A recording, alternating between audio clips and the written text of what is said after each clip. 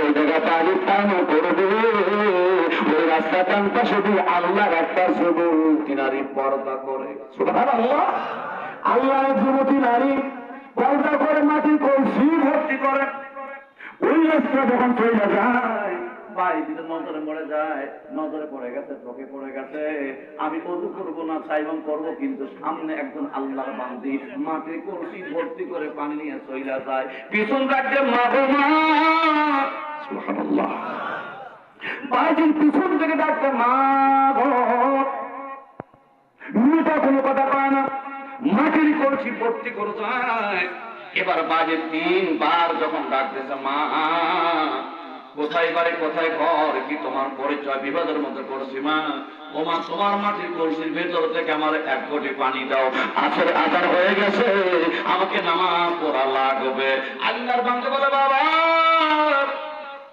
বাজি, সুবহানাল্লাহ, যখন বলছে মা আমাকে 1 কোটি পানি দেওয়া লাগবে, আল্লাহর বান্দা মুখটা ঘুরে বলতে বাজিতে এইটা কিন্তু পাখি মারার জায়গা না।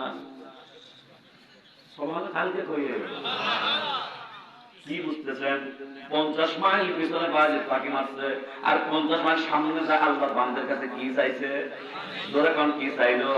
আল্লাহর ওলি যখন পানি চায়, আল্লাহর বান্দা পর্দার ভিতর থেকে মুখ করে বলে বাইজিত রে এইটা কিন্তু পাখি মারার জায়গা না। এই বলি আল্লাহর বান্দা পানির কলসি ভর্তি করে কাকে করে ছোট্ট একটা ছোকরাখানার মধ্যে ঢুকে পড়ছে বাবা, আর ভিতর থেকে বার পায় না।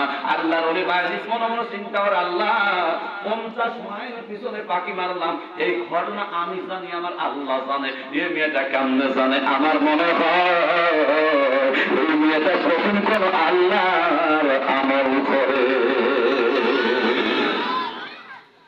কি করে? কঠিন কোন আমল করে। বাড়ি বছর নিয়োগ করেন আল্লাহ আমি 50 মাইল পিছনে পাখি মারলাম, এই ঘটনা আমি আর আল্লাহ ছাড়া কেউ জানে না। এই মেয়েটা কেমনে জানে? এই মেয়েটা কঠিন আমল করে, ওই আমলের বিনিময়ে আল্লাহ এত ধারণ ক্ষমতা আল্লাহ তার বান্দাকে দিয়েছে। এ কোন আমল করে? যতক্ষণ পর্যন্ত এই আমলের তথ্য আমি বাইজি পাবো না, এতক্ষণ পর্যন্ত আমি বাইজি আল্লাহ তোমার বান্দি দরজা আমি ছাড়বো না। বাহিরের দরজার মধ্যে যান আমাদের মশাল্লা পাইয়া মাটির মধ্যে তায়াম্মুম করে সাজেদা বছর নামাজ আদায় করলো আর বাজে নিয়াত করলো, যতক্ষণ পর্যন্ত এই ঘটনার আসল রহস্য আমি পাবো না, এখন পর্যন্ত আল্লাহ তোমার বান্দি আমি দরজা ছাড়বো না, সেজদায় পড়ে গেছে। এবার আল্লাহর বান্দি মাটির কলসি ভর্তি করে যখন ভিতরে প্রবেশ করেছে, দেখে ভিতরে দরজায় আর এক পাগল, সুবহানাল্লাহ, ভিতরে দরজা আর এক পাগল দরজা ধরে বসে আছে। যখন তাকে ধরে বসে আছে আল্লাহ পাগল বলতো মা কোথায় বাড়ি কোথায় ঘর কি পরিচয়? মা গো আজকে 3 দিন পার হয়ে গেল, আপনাদের কষ্ট হচ্ছে, আলোচনা চলবে। 3 দিন পার হলো, পাগল বলতেছে মা 3 দিন পার হচ্ছে আমার পেটে কোনো আহার নাই, আমার 3 দিন পার হচ্ছে আমার পেটের মধ্যে কোনো আহার নাই।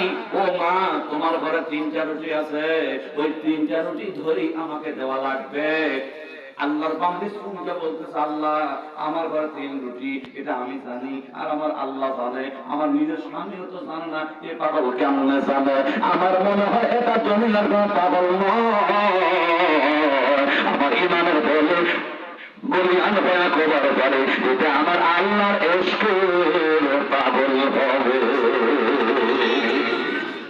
এই জন্য মানুষ দেখে অহংকার করবেন না, এটা কামও রাখবে সারা জীবন, মানুষকে কোনো তুচ্ছ